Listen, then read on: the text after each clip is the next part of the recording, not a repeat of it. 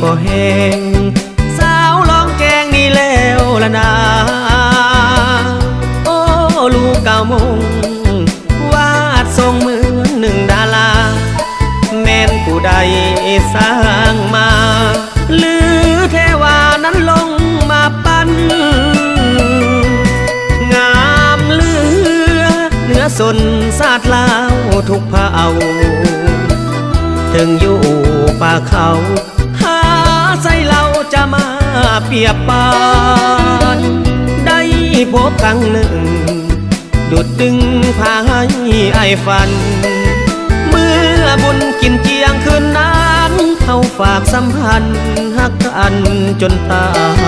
ยที่สันผู้หมอน้องบอกว่าลูกกับอายลูกนี้จนตายบอกคายเคลื่อนคำสาบานยามอายไกลจากหากน้องขึ้นสู่เวียงจันทร์วันหนึ่งอายคงกลับหันมาหากันโนลูกเก่ามุ่งสาวเนื้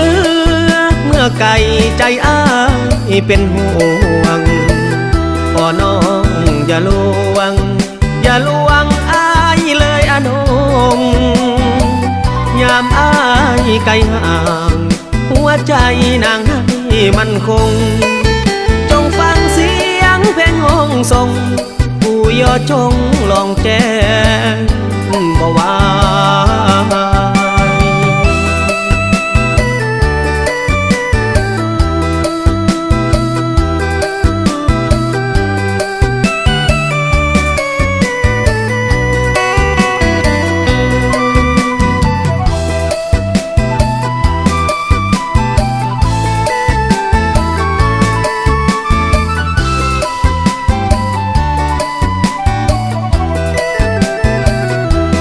สันผู้หมอ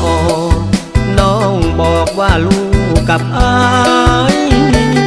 ลูกนี้จนตายบอกคายเคลื่อนคำสาบานยามอา